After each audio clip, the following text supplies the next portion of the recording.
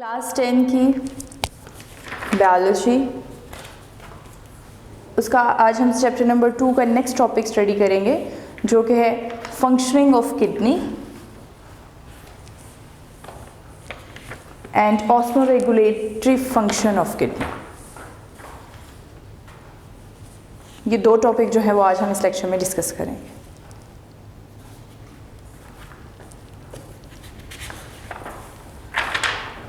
हमारा जो पिछला लेक्चर था उसके अंदर हमने नेफ्रॉन का स्ट्रक्चर डिस्कस किया था कि नेफ्रॉन के यानी किडनी के अंदर हमने बात की थी कि एक किडनी के अंदर तकरीबन लाखों नेफ्रॉन मौजूद होते हैं और ये सब अपना काम परफॉर्म करते हैं, फिर किडनी का पूरे का काम जो है वो कंप्लीट होता है। तो आज हमने ये पढ़ना है कि ये अपना काम जो है वो करते किस तरह से हैं। तो इसका जो है फंक्शनिंग ऑफ द किडनी में इसके 3 स्टेप्स हैं जिसको हम बारी बारी देखते हैं यहाँ पे। First step is pressure filtration.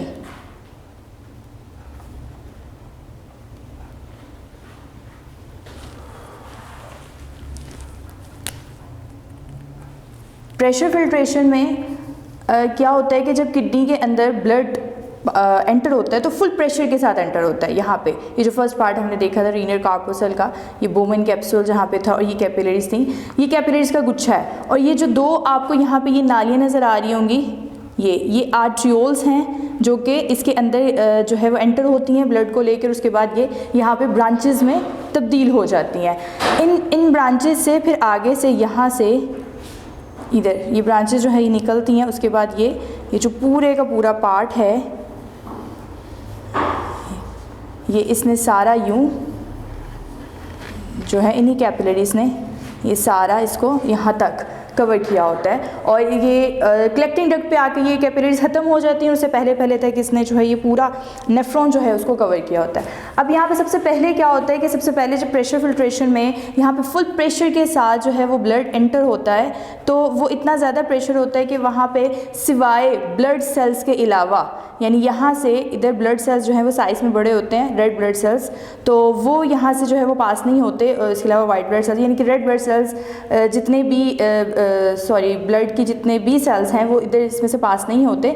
और इसके अलावा जितनी भी बाकी चीज़ें होती हैं, वाटर है, साल्ट है, ग्लूकोज है, उसकी फॉर्म में वो सारे का सारा फिल्ट्रेट जो है वो आगे एंटर हो जाता है। तो विदाउट ब्लड जो आगे मटेरियल एंटर होता है उसको हम बोलते हैं यहाँ पे ग्लोमेरुलस फिल्ट्रेट। अब ये हुआ इसका फर्स्ट स्टेप कंप्लीट कि हाई प्रेशर के साथ ग्लोमेरुलस में से ब्लड पास होता है और वो ब्लड पीछे रह जाता है, लेकिन उसमें से जितने भी आगे इसकी मटेरियल होता है उसके अंदर वो सारा आगे को पास हो जाता है। तो उसको हम बोलते हैं जो ग्लोमेरुलर फिल्ट्रेट। अब क्या होना है कि आगे ये जो फिल्ट्रेट निकला है इसकी आगे से रीअब्जॉर्प्शन होनी है। रीअब्जॉर्प्शन क्यों होनी है कि उसके अंदर जो extra salt, extra glucose, proteins, मतलब ये सब कुछ जो आगे पास हो गया है और वाटर भी उसको वापस रीअब्जॉर्ब किया जाएगा कि उसको वापस ब्लड के अंदर जो है वो अब्जॉर्ब किया जाएगा। और ये प्रोसेस यहाँ से प्रॉक्सिमल कॉन्वोलेटेड ट्यूब्यूल से लेके लूप ऑफ हैनल से फिर ये डिस्टल कॉन्वोलेटेड ट्यूब्यूल तक सारा ये प्रोसेस कंप्लीट किया जाएगा। तो ये जो इसका सेकेंड स्टेप है दैट इज सेलेक्टिव रीअब्जॉर्प्शन।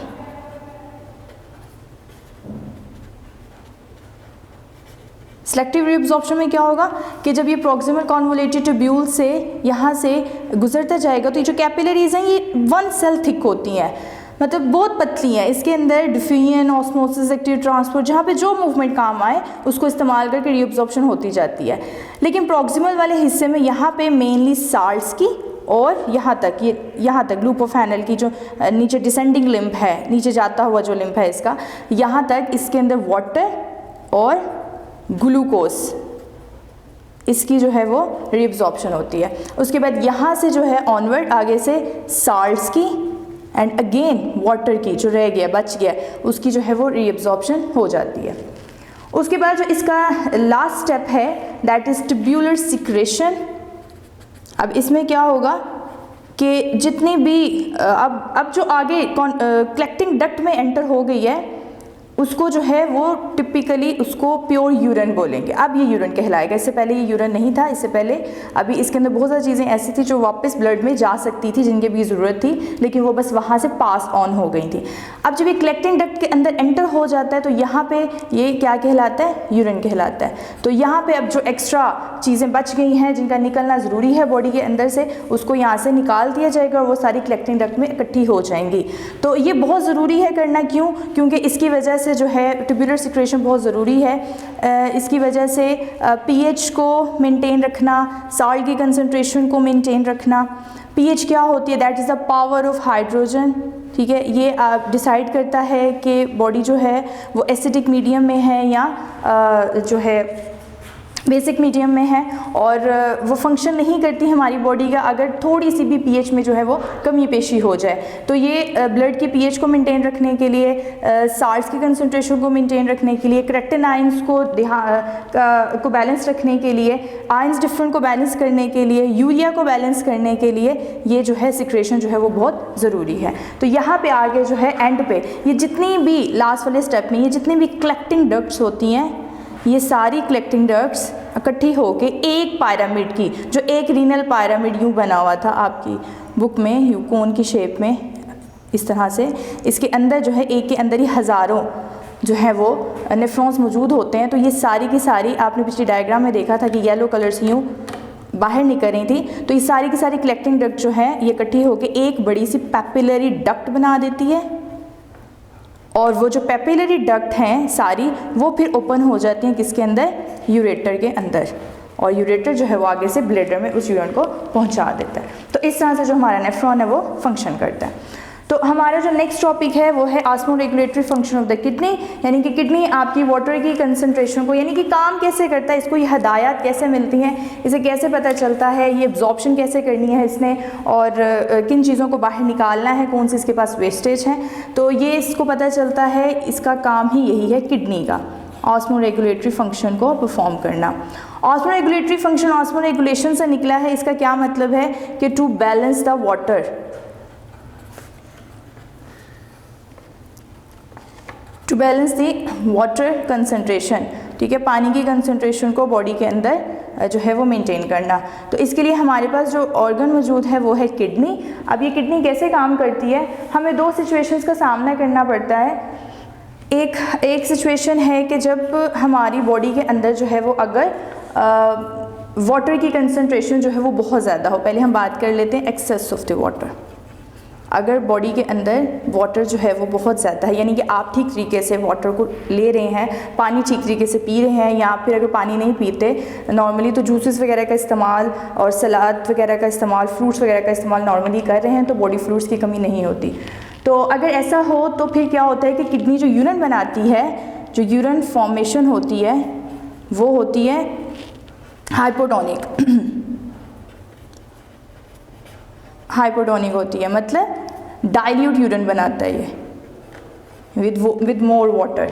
तो इसमें फिर क्या होता है, इस पर्पस के लिए डाइल्यूट यूरिन कैसे बनता है कि जब ग्लोमेरुलस फिल्ट्रेट आगे जाता है, यानी जो हमने पढ़ा था पीछे अभी, जो ग्लोमेरुलर फिल्ट्रेट है इसके अंदर जो रीअब्जॉर्प्शन है वो लेस होती है, यानी वो ज़्यादा पानी को पीछे एब्जॉर्ब नहीं करता बल्कि उसको जाने देता है बॉडी से बाहर।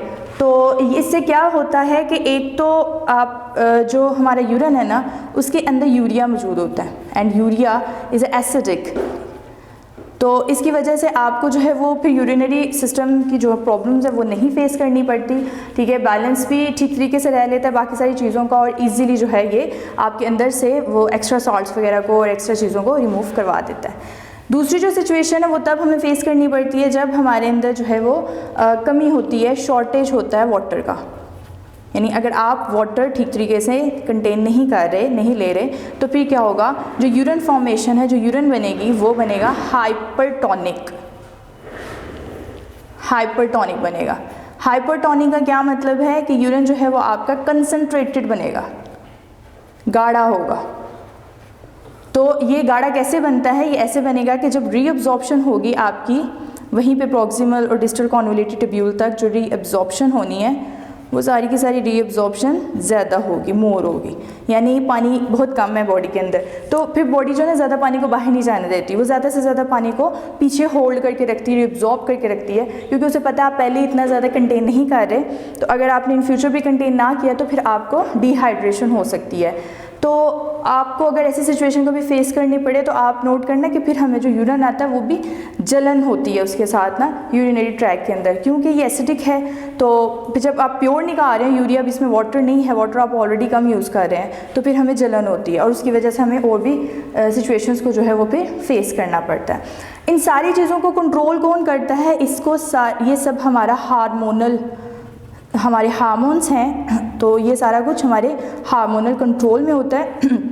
वही जो ब्रेन है हमारा, पिट्यूटरी ग्लैंड है, ये सारी चीज़ें आपको भी नहीं पता, ये चैप्टर नंबर हमारा जो नेक्स्ट है 3rd, उसमें हम डिटेल में पढ़ेंगे। बस आप अभी इतना याद रखिएगा कि ये सारा कुछ हमारे जो वो हार्मोन्स कंट्रोल करते हैं। हार्मोन्स क्या होते हैं, ये कौन सा सिस्टम है, ये सब कुछ हमने अपनी नेक्स्ट चैप्टर में डिस्कस करेंगे। तो आज का हमारा टॉपिक इतना ही था, जिसमें हमने सिर्फ किडनी का फंक्शन डिस्कस करना था। लास्ट टॉपिक है जो हम इस वीडियो में डिस्कस करेंगे, जो कि है डिसऑर्डर्स ऑफ द किडनी। तो हम यहाँ पे जो है ये टॉपिक कंप्लीट पढ़ेंगे, जिसके अंदर हम मुख्तलिफ़ किस्म की किडनी के प्रॉब्लम्स को डिस्कस करेंगे और साथ में जो है वो इनका इलाज, उनका क्योर भी जो है वो देखेंगे। किडनी डिसऑर्डर से वो वाली डिजीज़ हैं, वो प्रॉब्लम्स हैं, डिजीज़ या फिर प्रॉब्लम जो कि रिलेटेड टू किडनी है, जिनका ताल्लुक जो है वो किडनी के साथ है। यहाँ पे जो सबसे पहले है जो हम डिस्कस करेंगे वो है किडनी स्टोन्स। ठीक है, किडनी में जिसको बोलते हैं कि गुर्दे की पत्थरी बोलते हैं इसको, पत्थरी का हो जाना। तो ये कब बनती है? ये तब बनती है जब यूरिन जो है वो कंसंट्रेट होता है, मतलब गाढ़ा बनता है।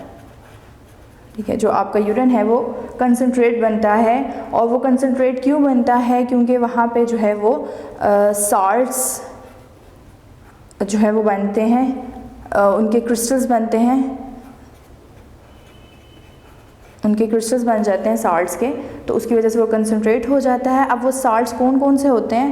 वो साल्ट हैं कैल्शियम ऑक्सलेट के, वो साल्ट बनते हैं अक्सर अमोनियम फॉस्फेट के, कैल्शियम एंड अमोनियम फॉस्फेट के। इसके साथ जो है वो साल्ट जो है वो यूरिक एसिड के भी बनते हैं,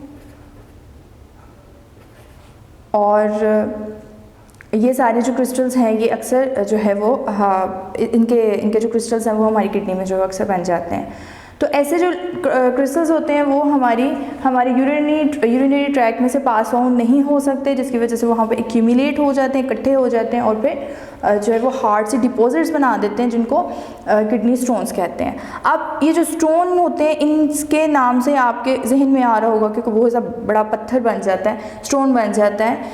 आपको ये जो स्टोन्स हैं ये एक राइस यानी चावल के एक दाने से भी छोटे आपको तंग करने के लिए काफ़ी होते हैं। ये सिर्फ बाज़ तो इतनी छोटी सी पत्थरियाँ भी निकलती हैं, और बल्कि जब बनना शुरू होती हैं, जब आपको उसके सिम्टम्स ज़ाहिर होने होते हैं, तब ये इतनी ही होती हैं। तो मसर के दाने जितनी, चावल के दाने के जितनी ये अक्सर जो है ये इतने छोटे स्टोन्स होते हैं। और ये क्योंकि किडनी का साइज़ भी इतना बड़ा नहीं है कि उसके अंदर इतने बड़े बड़े पत्थर जो है वो यूँ मौजूद हों। तो ज़्यादातर जो स्टोन्स हैं वो किडनी में बनते हैं, और लेकिन अगर आप वाटर को बहुत ज़्यादा कंज्यूम कर लो, पानी पी लो, तो फिर ये वहाँ से पास ऑन होके ट्रैवल करके तो यूरेटर में पहुँच जाते हैं, और फिर यूरेटर से ये आगे ब्लेडर में चले जाते हैं, और फिर उनको ब्लेडर से जो है वो निकालना हमारे लिए वो हम वहाँ से निकालते हैं। तो ब्लेडर में अगर आ जाए तो वहाँ से निकालना किडनी में निकालने से ज़्यादा जो है वो हमारे लिए फ़ीज़ेबल रहता है। अच्छा, तो अब हम ये पढ़ लेते हैं कि ये स्टोन्स बनते कैसे हैं। तो ये स्टोन्स बनते हैं, इनकी कॉज है कि मुख्तलिफ़ किस्म के, लेकिन ज़्यादातर है एज एंड डाइट, यानी कि आप अपनी उम्र के मुताबिक या अपनी एक्टिविटीज़ के मुताबिक खुराक नहीं ले रहे, ज़्यादा ले रहे हैं। अक्सर चीज़ों की ज़्यादती भी हमें जो है वो मुश्किल में जो है वो कर जाती है। जैसे ग्रीन वेजिटेबल्स का बहुत ज़्यादा इस्तेमाल, सॉल्ट्स का बहुत ज़्यादा इस्तेमाल, वाइटामिन्स का बहुत ज़्यादा इस्तेमाल, कैल्शियम का बहुत ज़्यादा इस्तेमाल, लेकिन उतनी आपकी एज नहीं है या आपकी उतनी एक्टिविटीज़ नहीं है, तो ये चीज़ भी आपको जो है ये इसकी वजह से भी साल्ट जो है वो बन जाते हैं। फिर उसके बाद और इसकी वजूहात ये हैं कि आपको जो है वो यूरिनरी इन्फेक्शन रहता है अक्सर, ठीक है, या कोई इन्फेक्शन हो गया हुआ है आपको यूरिनरी ट्रैक के अंदर, उसकी वजह से भी स्टोन्स बन सकते हैं। मोस्ट इम्पॉर्टेंट जो अक्सर वजह सामने आई है वो ये है पानी का कम इस्तेमाल, less intake of the water, ठीक है, पानी का बहुत ज़्यादा कम इस्तेमाल की वजह से भी, क्योंकि उसकी वजह से भी यूरिन जो होता है वो कंसनट्रेट हो जाता है। और फिर उसके बाद एक और इसका वजह डिस्कस की हुई है आपकी बुक में, दैट इज़ अल्कोहल कंजप्शन, यानी अल्कोहल का इस्तेमाल करना। तो ये कुछ वजूहात हैं जिनकी वजह से ये स्टोन्स जो हैं वो बन जाते हैं। पता कैसे चलता है कि किडनी स्टोन्स बन रहे हैं, सिम्टम्स इसके क्या हैं, अलामतें इसकी क्या हैं? तो इसकी अलामतें ये होती हैं कि बहुत ज़्यादा स्वेयर पेन होती है किडनी में, ठीक है, जो बर्दाश्त नहीं होती, और या फिर आपके पेट की निचली जानिब होती है, लोअर एब्डोमेन में। इसके अलावा वॉमिटिंग आती है, दिल ख़राब होता है, और इसके अलावा जो है यूरिनेशन होती है, बार बार आपको यूरिन आता है, ठीक है, और इसके अलावा जो है जब यूरिन आता है तो उसमें से बहुत गंदी स्मेल आती है, फॉल स्मेलिंग, और उस स्मेल के साथ जो है अक्सर ब्लड यूरिन के साथ ब्लड और पस भी जो है वो आती है। तो ये वजूहात हैं जिसकी वजह से हमें पता चलता है कि हमारी किडनी में जो है वो कोई मसला पैदा हो गया। इसका इलाज क्या है? ज़्यादातर जो 90% किडनी स्टोन्स हैं, मैंने पहले ही बताया कि अभी छोटी सी होती हैं, तो आपको इसका जो है वो अंदाज़ा होना शुरू हो जाता है कि कोई मसला हो रहा है, और अगर आप टाइम पे डॉक्टर से रुजू करें तो वो आपको बता देता है कि आपके साथ ये मसला शुरू हो रहा है। तो आप अगर ज़्यादा से ज़्यादा मेडिसिन थोड़ी बहुत के साथ आप ज़्यादा से ज़्यादा पानी इस्तेमाल करते हैं, यानी अब इसके ट्रीटमेंट अगर हम देख लें तो आप बहुत ज़्यादा अगर मोर वाटर ज़्यादा पानी पीते हैं तो क्या होता है कि ये ज़्यादा पानी पीने से ये खुद ही निकल जाती है, ठीक है, यूरिनरी सिस्टम में से, क्योंकि किडनी से ही ट्रैवल करके यूरेटर में, वहाँ से ब्लैडर में, और अक्सर ये बाहर भी निकल जाती हैं। दूसरा इसका जो ट्रीटमेंट है वो ये है सर्जिकल ट्रीटमेंट। इसमें 2 ट्रीटमेंट हैं, एक तो ये है लिथोट्रिप्सी, ठीक है, लिथोट्रिप्सी एक तरीका है आपका, और एक दूसरा जो है वो उसके अंदर जो है वो रेडियोथेरेपी है, ठीक है। रेडियोथेरेपी पहले डिस्कस कर लेते हैं हम। रेडियोथेरेपी में क्या किया जाता है, इसके अंदर जो है वो वेव्स, शुआएँ डाली जाती हैं उस डिफेक्टेड एरिया में, अगर वो ब्लैडर में पहुंच गई हैं या वो जहाँ पे भी है, तो वहाँ पे वो वेव्स जो हैं वो उसको ब्रेक कर देती हैं, तोड़ देती हैं, बिल्कुल रेत की तरह, और उसके बाद अगर आप पानी ज़्यादा पीते हैं तो वो रिमूव हो जाती हैं बॉडी में से। दूसरा जो तरीका है, अगर वो रेडियोथेरेपी करना फीसेबल नहीं है या फिर उस तरह से वो नहीं निकल पाती, तो दूसरा तरीका है लिथोट्रिप्सी। तो लिथोट्रिप्सी में ऑपरेट किया जाता है, यानी उस डिफेक्टेड एरिया को काट के वहाँ से उस जो स्टोन है उसको बाहर निकाला जाता है। तो ये 2 तरीके हैं जिससे ये जो स्टोन्स हैं वो रिमूव होते हैं। इसके बाद जो नेक्स्ट टॉपिक है आपका, एक तो किडनी स्टोन्स को हमने डिस्कस किया, दूसरा है किडनी फेलियर। तो किडनी फेलियर का मतलब है कि किडनी का फेल हो जाना, यानी अपना काम ही परफॉर्म करना, उसका बंद कर देना। तो ये कब होता है किडनी फेलियर? ये मुकम्मल तरीके से या फिर थोड़ा आधा फेल हो जाना किडनी का, कि अपना फंक्शन परफॉर्म कर सके, उसको हम बोलते हैं किडनी फेलियर। और किडनी फेलियर किन वजूहात की वजह से होता है? तो ये बेटे वजूहात की वजह से होता है, एक तो डायबिटीज़ की वजह से, ठीक है, ये आपको पता है कि एक बीमारी है जिसके अंदर आपके अंदर ग्लूकोज की जो कंसनट्रेशन है पेशेंट के अंदर वो बहुत ज़्यादा हो जाती है। तो एक डायबिटीज़ मेलिटस है, ये रिलेटेड टू ब्लड जो है यूरिन की जो शुगर है ना वो सिक्रेट होना शुरू हो जाती है थ्रू यूरिनेशन। तो इसकी वजह से ये बहुत बड़ी वजह है जिसकी वजह से किडनी फेलियर होता है। फिर उसके अलावा जो हाइपरटेंशन की वजह से होता है, हाइपरटेंशन में क्या होता है कि ब्लड सर्कुलेशन बहुत तेज़ हो जाता है, वो किडनी के पास बहुत तेज़ी से जाती है, जिसकी वजह से इतना प्रेशर किडनी के ऊपर पड़ता है कि वो फेल हो जाती है, ठीक है। तो ज़्यादातर जो लीडिंग कॉज किडनी फेलियर के बताएं वो यही दोनों है कि एक डायबिटीज़ है और एक हाइपरटेंशन है। बाज़ औक़ात क्या होता है, किसी वजह से अगर किसी ड्रग की ओवरडोज हो गई है तो या फिर आप दवाइयाँ बहुत ज़्यादा, उसको कोई और मसला है पेशेंट को और उसके लिए दवाई खाना बहुत ज़रूरी है, या बहुत ज़्यादा दवाइयाँ इस्तेमाल करनी पड़ जाती हैं, तो वो भी किडनी के ऊपर बुरा असर डालती हैं, क्योंकि इसका काम होता है ब्लड की सफाई करना। तो जब इसके पास वो सारा मेडिसिन वाला ब्लड जो है वो जाता है, तो इसके लिए सफाई करने के लिए इसके ऊपर बहुत ज़्यादा प्रेशर जो है वो पड़ता है, जिसकी वजह से ये फेल हो सकती है।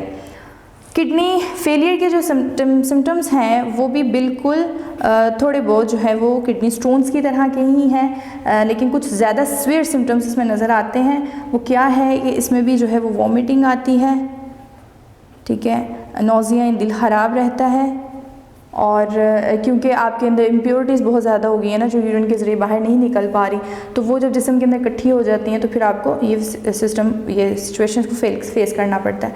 वेट लॉस हो जाता है उसका बहुत ज़्यादा, यानी नॉर्मल से ज़्यादा उसका वेट कम हो जाता है। यूरिनेशन आती है बार बार, ठीक है, यूरिनेशन के साथ जो है इसमें भी यूरिन के साथ जो है वो ब्लड आता है। तो ये कुछ सिम्टम्स हैं उसके। और इसके अलावा कहते हैं कुछ सीन में ऐसा भी होता है कि स्वेलिंग, बहुत बुरी स्वेलिंग हो जाती है टांगों में, ठीक है, इसके अलावा फेस पे हो जाती है, और उसको सांस लेने में भी जो है वो मसला पेश आता है। तो ये रीज़न्स होते हैं जिसकी वजह से ख़ास तौर पे जो स्वेलिंग वाला है ये बहुत ज़्यादा कॉमन है। तो वो तब तो होता ही कुछ ना कुछ, स्वेलिंग इसी वजह से होती है क्योंकि इम्प्योरिटीज़ बहुत ज़्यादा आपकी ब्लड में इकट्ठी हो गई हैं, और वो फिर आपके मुख्तलिफ ऑर्गन्स को स्वेल कर देती हैं, सोजिश वहाँ पर आ जाती है। अब किडनी फेलियर का जो ट्रीटमेंट है वो दो हैं, एक तो है डायलिसिस करवाना, इसका जो ट्रीटमेंट है उसमें एक तो है डायलिसिस और दूसरा है किडनी ट्रांसप्लांट। डायलिसिस में क्या किया जाता है कि डायलिसिस में आर्टिफिशली वे से जो इम्प्योरिटीज़ हैं जो पहले यूरिन की शक्ल में निकलती थी, अब वो आर्टिफिशली जो है वो उनको रिमूव करवाया जाता है जो है बॉडी के अंदर से। और किडनी ट्रांसप्लांट में क्या करते हैं कि उसके अंदर जो आपकी किडनी है उसको एक डिफेक्टेड किडनी को एक सही किडनी के साथ, सेहतमंद किडनी के साथ जो है वो रिप्लेस कर दिया जाता है। तो डायलिसिस में हम पहले देख लेते हैं, इसकी दो इकसाम है डायलिसिस की। एक है पेरिटोनियल डायलिसिस,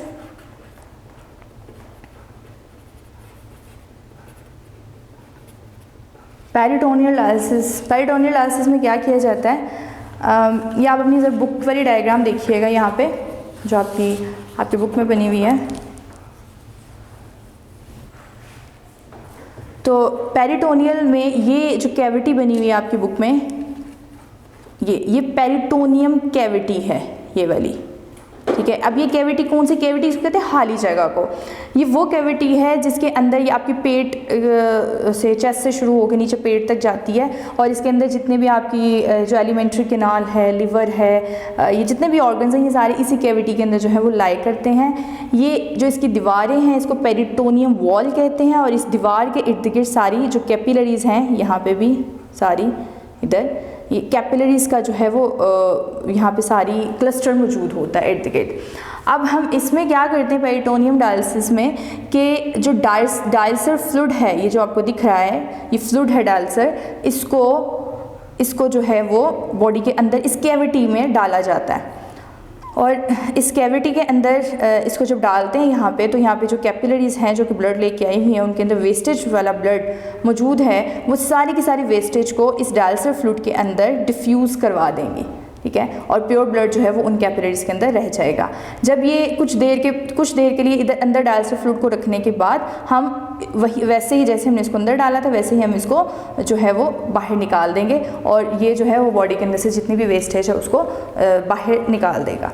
तो ये एक तरीका था पेरिटोनियम डायलिसिस। दूसरा जो पेरिटोनियम डायलिसिस को सॉरी आप घर पे भी करवा सकते हैं, लेकिन स्ट्रिक्ट जो है उसके साथ ऑब्जर्वेशन के साथ, इसके बगैर ये नहीं होगा, वरना छोटी सी भी गलती जो है वो पेशेंट की ज़िंदगी को ख़तरे में डाल सकती है। तो इसलिए बेहतर यही होता है कि इसको अगर डायलिसिस सेंटर में जाके ही करवाया जाए। दूसरा जो है हीमोडायलिसिस है। हीमोडायलिसिस में क्या किया जाता है, ये अब यहाँ पे हमने पेरिटोनियम कैविटी की तरह का अपरेटस बाहर बनवा लेते हैं, बाहर खुद बनाया होता है। इसके अंदर ये छोटी छोटी सी नालियाँ हैं, ये ठीक है, ये बिल्कुल कैपिलरीज़ की तरह काम करती हैं, जैसे कैपिलरीज़ बारीक हैं और इसके अंदर से इजीली डिफ्यूज़ हो जाता है चीज़ें, बिल्कुल वैसे ही इन नालियों के अंदर से भी जो है वो डिफियन या फिर जो भी प्रोसेस है जिसके ज़रिए मूवमेंट होनी है वो यहाँ पे इजीली कंडक्ट हो सकता है। तो यहाँ पे जो है एक रास्ते से ये दो जगह नीडल लगाई हुई है, एक जगह से क्या किया जाता है, ये ब्लड को बाहर निकलता है यहाँ से। अब ये जो जगह है बाकी, अब इन नालियों के अंदर से ब्लड पास होगा, लेकिन ये जो बाकी जगह डिब्बा जो बना हुआ है, ये बॉक्स जो बना हुआ है, इसके अंदर डायलिसिस फ्लूइड है, ठीक है। तो जैसे जैसे ब्लड यहाँ से पास ऑन होता जाएगा तो डिफ्यूजन के प्रोसेस के ज़रिए जो इसके अंदर वेस्टेज होगी वो इस बॉक्स के अंदर मौजूद डायलिसिस फ्लूइड के अंदर डिफ्यूज़ होती जाएगी, और जो प्योर ब्लड है वो एक इस रास्ते से आएगा, इन नालियों से गुजरेगा और दूसरे रास्ते से फिर पेशेंट की बॉडी के अंदर एंटर करवा दिया जाएगा। तो जो यूज़ हुआ डायलिसिस फ्लूइड है जिसके अंदर वेस्टेज है वो दूसरे रास्ते से यहाँ से निकल जाएगा, और जो न्यू डायलिसिस फ्लूइड है फ्रेश वो यहाँ हमने रखा है। फिर थोड़ी देर के बाद हम इसको जो है वो अंदर पास ऑन कर देंगे, यानी इसके अंदर डाल देंगे।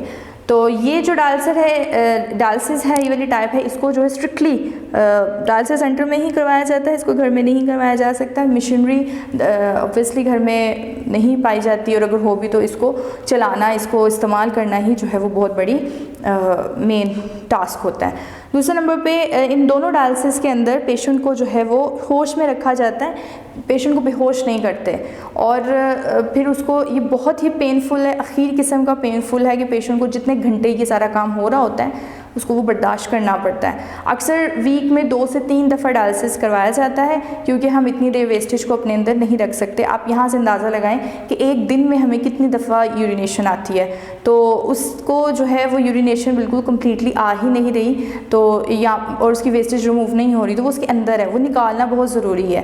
तो इसलिए हफ्ते में 2 से 3 दफ़ा जो है ये करवाया जाता है। और अगर बार बार डायलिसिस के बाद किडनी अक्सर इतना ज़्यादा दर्द बॉडी बर्दाश्त नहीं कर पाती, इतना ज़्यादा प्रेशर किडनी भी बर्दाश्त नहीं कर पाता, तो फिर क्या करवाना पड़ता है, किडनी ट्रांसप्लांट करवाना हमारे लिए जो है वो ज़रूरी हो जाता है। किडनी ट्रांसप्लांट में क्या किया जाता है, किडनी ट्रांसप्लांट में हम एक जो डिज़ीज़ डोनर होता है, डोनर डिज़ीज़ हो या अलाइव हो, दोनों सूरतों में हो सकता है, तो हम उसको उसकी जो किडनी है वो पेशेंट की किडनी के साथ रिप्लेस कर देते हैं। हमारा लास्ट टॉपिक है, that is a kidney transplant. तो किडनी ट्रांसप्लांट में क्या किया जाता है कि अगर बार बार डायलिसिस जो है कुछ दिनों के बाद करवाना वो पेशेंट के लिए भी अच्छा नहीं है और उसकी बॉडी के लिए भी अच्छा नहीं होता, तो इसलिए कुछ देर के बाद जो है वो ट्रांसप्लांट करवाना ज़रूरी हो जाता है। तो अगर ट्रांसप्लांट में क्या किया जाता है कि रिप्लेसमेंट की जाती है किडनी की, रिप्लेसमेंट ऑफ डिफेक्टेड किडनी की replacement to the healthy kidney के साथ, ठीक है।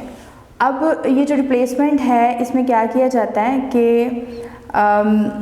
जो हमारा यूरिनरी सिस्टम है इसके बारे में हमने डिस्कस किया था कि पेयर ऑफ किडनी मौजूद होता है यहाँ पे, और उसके साथ जो है वो 2 यूरेटर्स होते हैं, देन ब्लेडर होता है, और फिर ब्लेडर के साथ जो है यहाँ नीचे जो है वो छोटा सा यूरिथ्रा बना होता है। ये पूरा हमारा यूरिनरी सिस्टम है। तो यहाँ से जो डिज़ीज़ किडनी है उसको निकाला जाता है और वहाँ पे हेल्थी किडनी को जो है वो इम्प्लांट कर दिया जाता है। तो ये देखने से पहले हमें जो है डोनर का और रेसिपिएंट जो लेने वाला है उन दोनों की टिश्यूज़ की अरेंजमेंट और टिश्यूज़ की प्रोटीन्स को जो है वो क्रॉस मैच करवाना पड़ता है।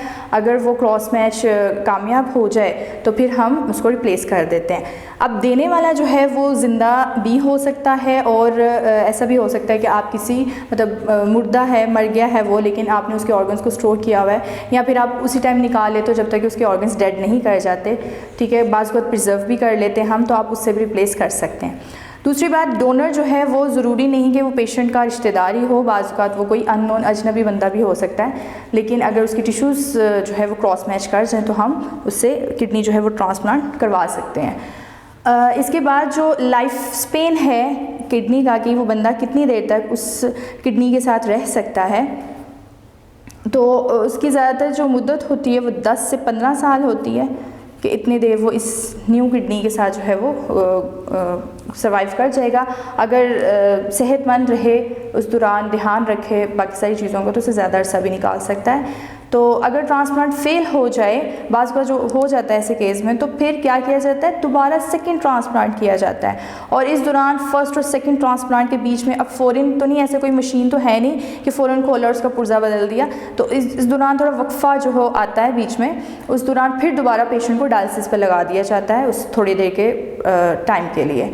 तो इसके अलावा जो है बहुत ज़्यादा प्रॉब्लम्स इसके अंदर फेस करनी पड़ती हैं। अक्सर ट्रांसप्लांट को रिजेक्ट कर देती है बॉडी, या कोई इन्फेक्शन पैदा हो जाता है, तो या फिर बॉडी के अंदर जो है वो साल्ट्स की इम्बैलेंस हो जाता है, बाज़ को अल्सर के मसले पैदा हो जाते हैं। तो इसलिए ये बहुत रिस्की मामला होता है, बहुत ध्यान भी रखना पड़ता है, लेकिन बहुत ज़्यादा केसेस में ये लाइफ सेविंग काम करता है, इन ज़िंदगी बचाता है। तो यहाँ पे आज हमारा जो ये चैप्टर है वो ख़त्म होता है, कल हम इंशाल्लाह नया चैप्टर स्टार्ट करेंगे। वीडियो पसंद आई तो लाइक करें, अपनी राय कमेंट करें। ऐसे ही मजीद वीडियोस के लिए हमारा चैनल सब्सक्राइब करें और बेल का आइकन दबाएं ताकि आपको हर वीडियो का नोटिफिकेशन मिलता रहे।